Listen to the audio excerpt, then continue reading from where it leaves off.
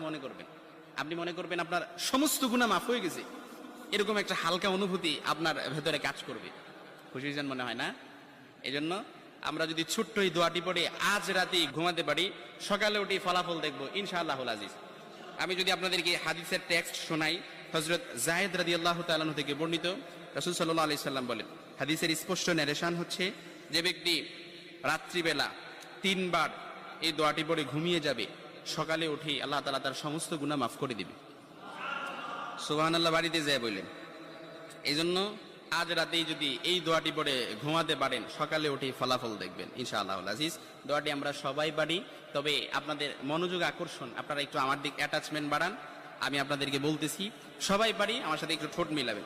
আস্তাগফিরুল্লাহাল্লাযী লা ইলাহা ইল্লা হুয়াল হাইয়ুল কাইয়্যুম ওয়া আতুবু ইলাইহি লা হাওলা ওয়ালা কুওয়াতা ইল্লা বিল্লাহিল আলিয়্যিল